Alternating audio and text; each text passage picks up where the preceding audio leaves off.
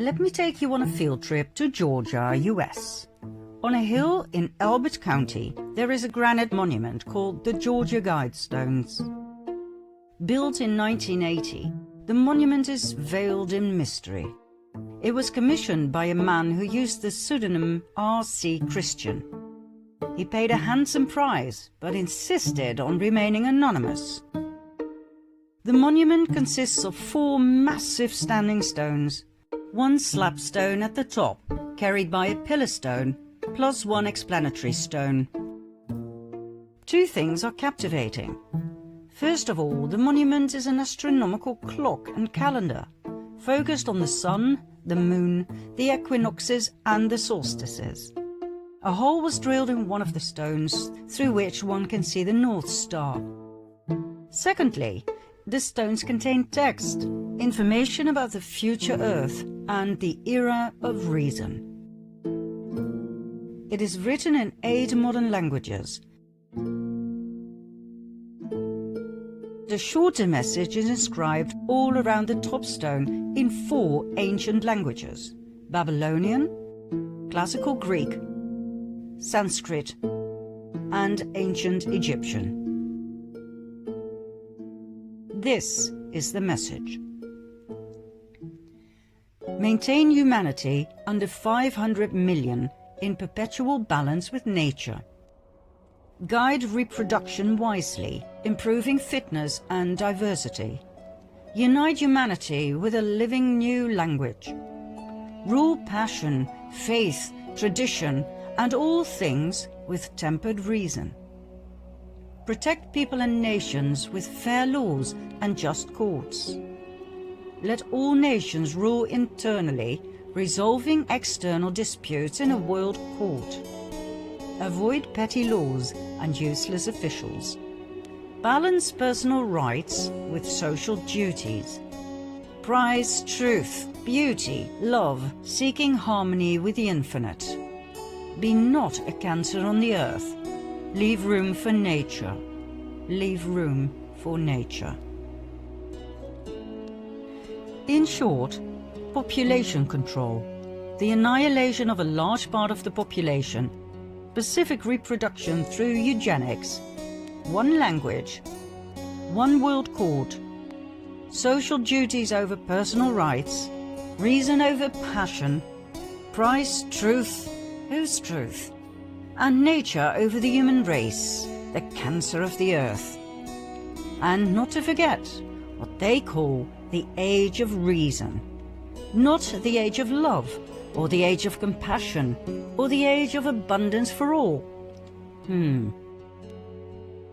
Obviously, this monument cannot be accused of being a hoax. After all, it simply stands there. So, what are we looking at? Who on earth was the mysterious Mr. Christian who was willing to pay so much money for something so intricate and controversial? It seems to us that the Georgia Guidestones perfectly demonstrate the goal of the Cabal, the protocols of Zion, and the way they've been trying to hide their true intentions, by means of the eagerly gullible term sustainability. So, what do we see in our world today that is a reflection of these guidelines, these goals? Enter the United Nations.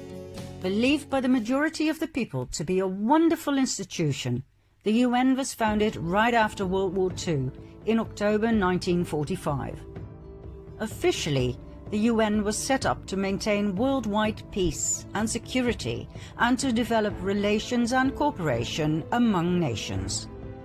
Their blue helmets are associated by many with the protection of the people. They are called the peacekeepers. Well, that's one side of the coin. The other side shows quite a different picture. A picture in which the UN's goal is a new world order, a one world government as promoted by the learned elders of Zion. Is that a proven fact? Yes. In 2008, the UN actually set up their very own UN New World Order project, led by Nelson Mandela's grandson and ex-CIA Jaime Ilian.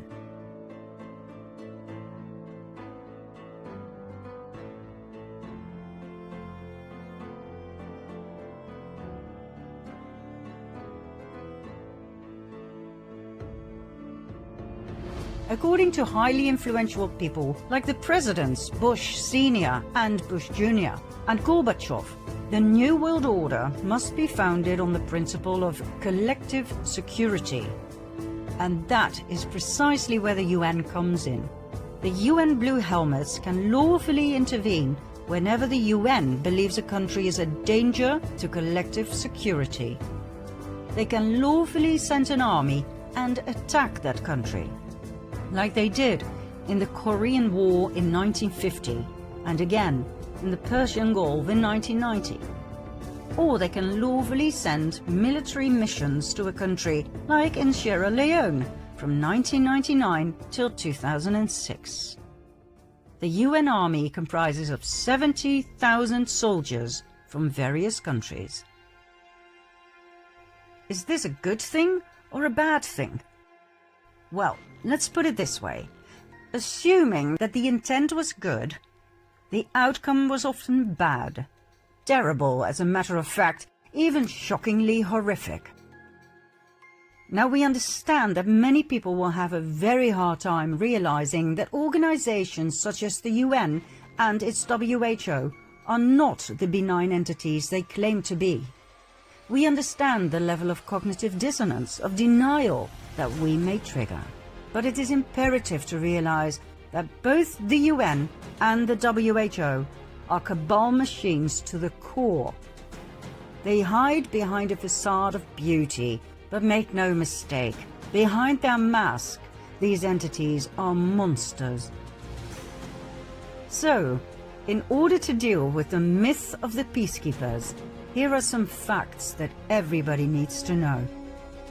The UN has been involved with sexual exploitation and abuse for decades. There have been countless reports of sexual abuse, rape, women and child trafficking. When UN peacekeepers were stationed in Cambodia in 1993, the number of prostitutes rose from 6,000 to more than 25,000 in that year alone. The widespread use of prostitutes involved violent sexual abuse of girls.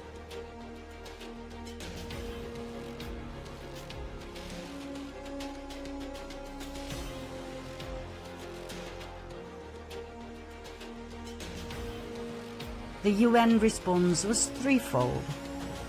The head of mission declared it wasn't important enough to follow up on, and that boys will be boys. Mission leadership advised peacekeepers not to wear uniforms when visiting prostitutes or park UN vehicles directly outside. And an additional 800,000 condoms were shipped to Cambodia to prevent the spread of HIV. Ah well, 1993, that's a long time ago. Okay, 2 years later, in 1995, in Bosnia and Herzegovina, evidence emerged that women and girls were being trafficked to work as sex slaves for UN personnel, and later that interveners were complicit in sex trafficking. However, it took 6 years before the UN came forward with a statement, and only because of rising public attention.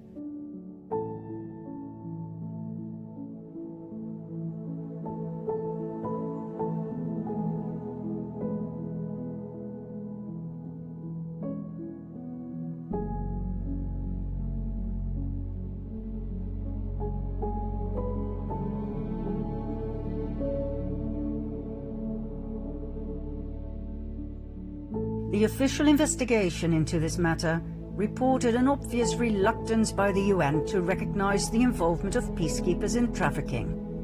The result? Did the UN prosecute any of the abusers or traffickers? No, it did not.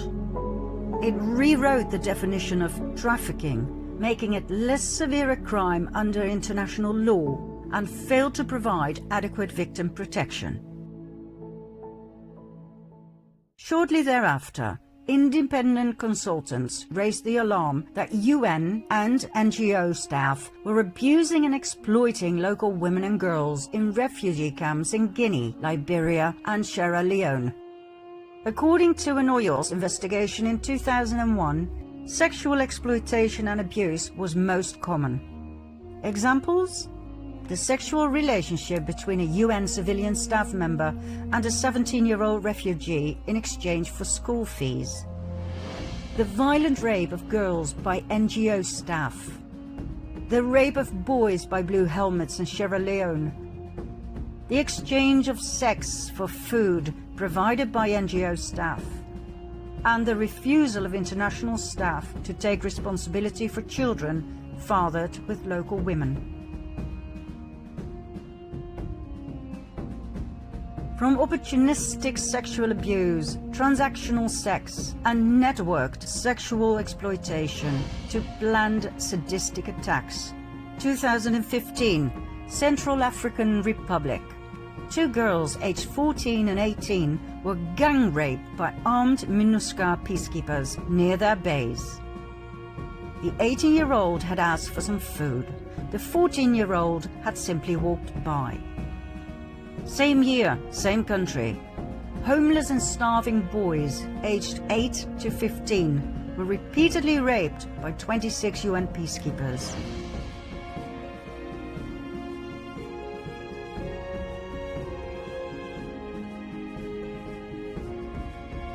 And UN peacekeepers randomly shot and killed a 16-year-old boy and his father and raped a 12-year-old girl. 2016, more than 108 additional cases were investigated, including the sexual abuse of 98 girls by international peacekeepers.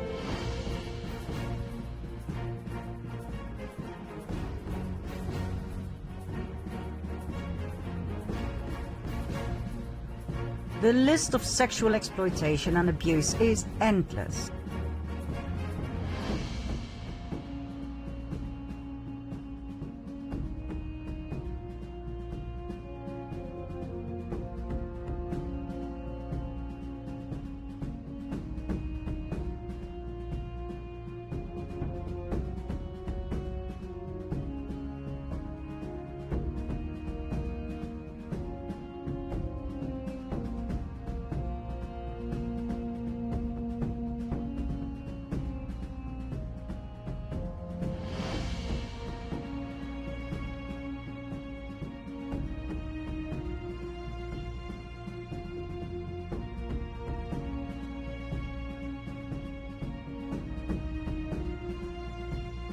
In every single country, from Haiti to Somalia, to Rwanda and Liberia, where 58,000 women and girls were raped in the first 9 years of UN MIL, more of 75% by UN personnel.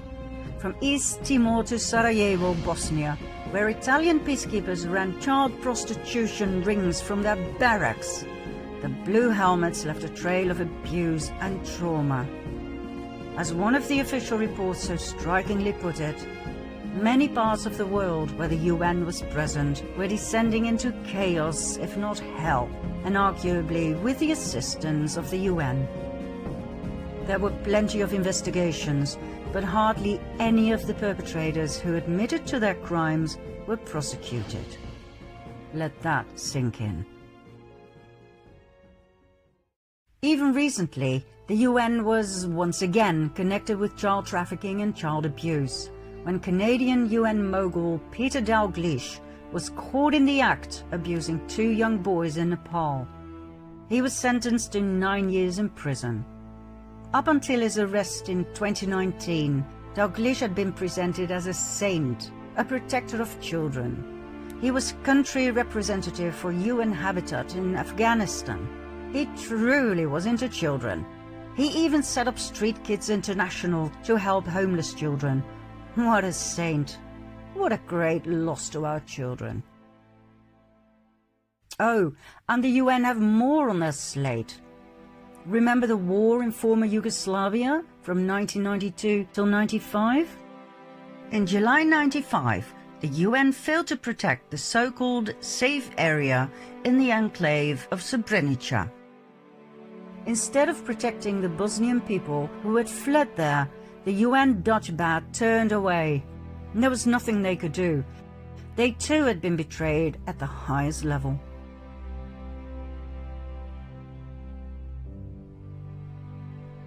8,372 Bosnian men and boys were separated from their families one night and were slaughtered by Serbian armed forces.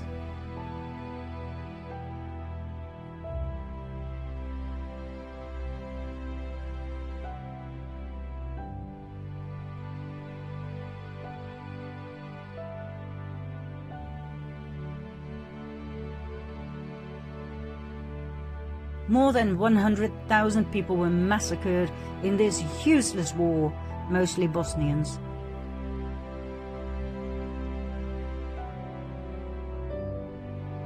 Between 30 and 50,000 Bosnian women, children and elderly were raped and deported. The official status of genocide wasn't acknowledged under international law until 2004.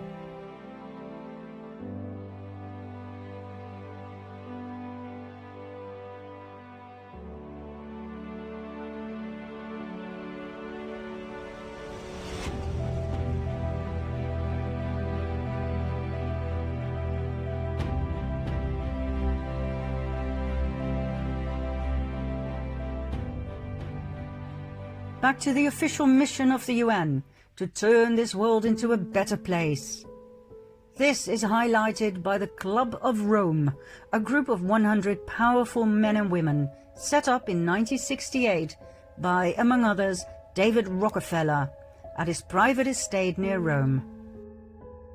A private club presenting itself as a think tank, providing suggestions to the UN. Its goal? To discuss its concern about the future of planet Earth, to come up with solutions and to urge governments worldwide to act upon those solutions.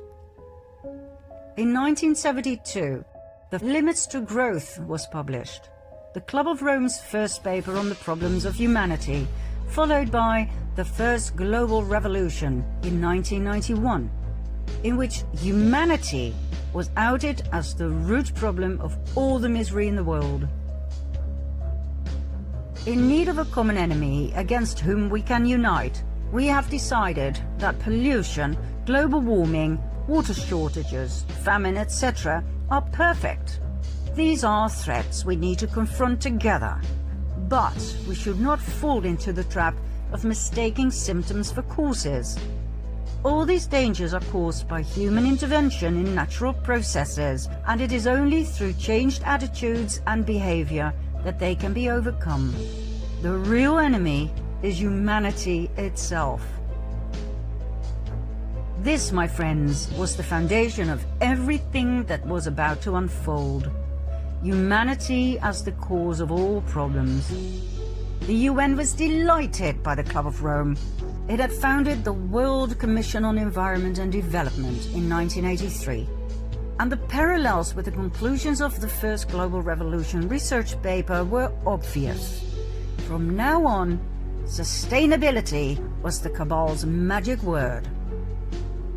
And so, in 1992, the first United Nations Conference on Environment and Development, or Earth Summit, was held in Rio de Janeiro, Brazil, where the first Agenda for Environment and Development, also known as Agenda 21, was developed and adopted. 21 was a reference to the 21st century, when all of the set goals would have to be met. 178 governments agreed with and signed the agreement. At the UN Sustainable Development Summit of 2015, Agenda 2030 was presented, an extended version of Agenda 21. 11 more goals were added to the original agenda, all aimed at the future of our planet and the human race. All aimed at sustainability. By now, 193 countries were participating. Do you know how many countries there are in the world? Only 2 more. 195. The only 2 that are called observer states are the Vatican and Palestine. Agenda 2030 contains 91 paragraphs. Paragraph 59 outlines 17 Sustainable Development Goals. There are 169 targets and 232 indicators. This makes it a rather dry document to digest. But we read it, and we were impressed. Impressed by the level of cleverness and cunningness with which something so evil was put together so seemingly benign. Using complex phrases in which words like peace, equality, safety and security are repeated frequently, the reader is actually left with a good, positive feeling. We'll show you the 17 Sustainable Development Goals in the following slide. Feel free to pause the video and have a proper look. We will, however, continue swiftly, as we wish to point out where things go wrong, not where things appear to be right.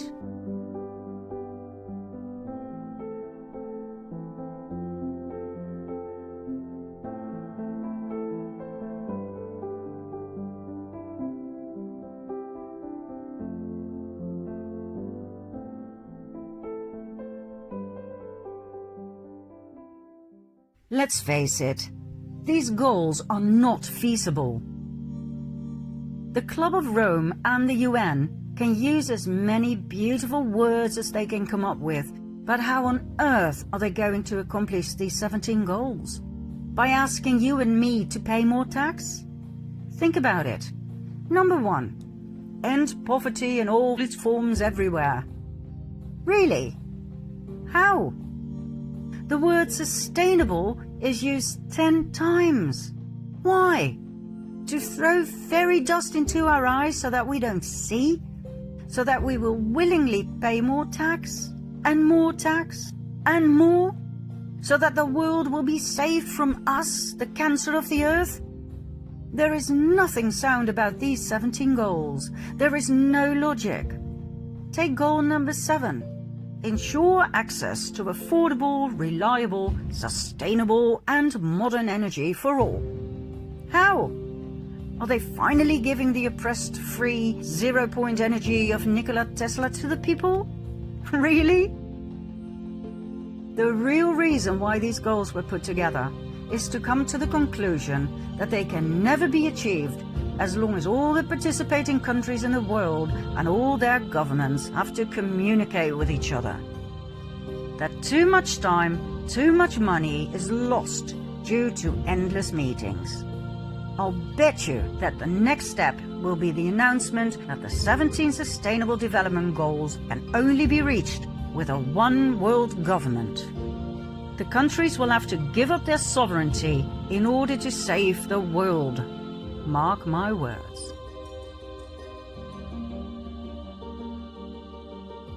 The essence of the entire Agenda 2030 is socialist communistic.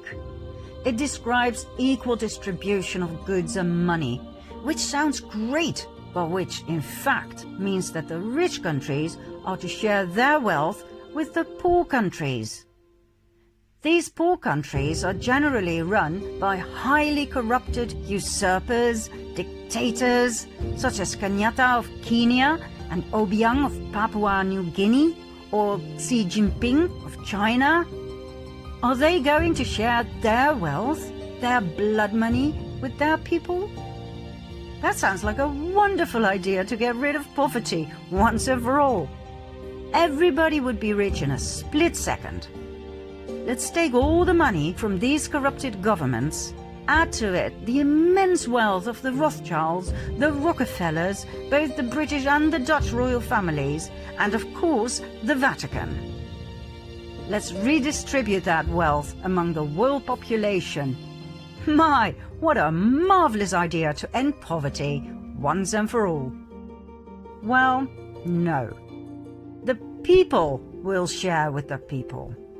So, in my case, the Dutch taxpayer will have to pay and share with the poor people of, in this example, New Guinea. Now, don't get me wrong, I am for sharing, absolutely, but not according to the plans of the UN, where corrupt, malign governments remain unaffected. Read the paragraphs, the targets and indicators of Agenda 2030. Read them well, and you will see that the people will bleed, not the governments. Whenever governments talk about equality, you can rest assured that communism is involved, and they don't even hide it.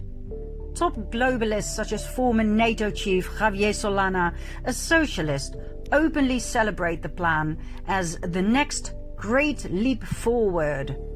That's right, the old campaign slogan of the Chinese Communist Party.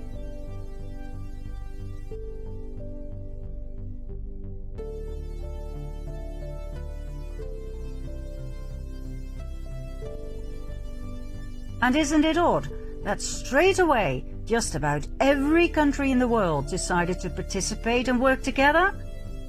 Every dictator of every corrupt government who still had the blood on their hands of innocent civilian victims signed Agenda 21 and later Agenda 2030. Countries that had been at war with each other for years, like for instance Ethiopia and Eritrea, now all of a sudden shook hands, smiled in front of the camera and decided to forget about their wars on drugs, weapons and people trafficking, just to focus on the importance of a better world? On sustainability? Are you kidding me? What on earth were we looking at here? How much will the implementation of Agenda 2030 cost anyway? Well, according to the UN, and confirmed by the World Bank in a 2015 statement, between $3 and $5 trillion per year. That is 12 zeros. $5 trillion per year. Where the hell is the UN going to get that money from? All those zeros are going to be collected from the taxpayers, from you and me. That's what the solution of the UN is all about. The moment a baby is born, that baby has a carbon footprint. And from the moment he or she was born, that baby will have to pay. Isn't that brilliant? The shame and blame that is put on you and me, my goodness me. Agenda 21, 2030, the Club of Rome, the UN, they all claim that we, the people, are to blame for the misery in the world, from poverty to inequality, from famine to the exhaustion of the planet's resources. Fine, let's talk about the planet's resources, shall we? Ever heard of Henry Kissinger? Oh, you will. Let's continue to part 6.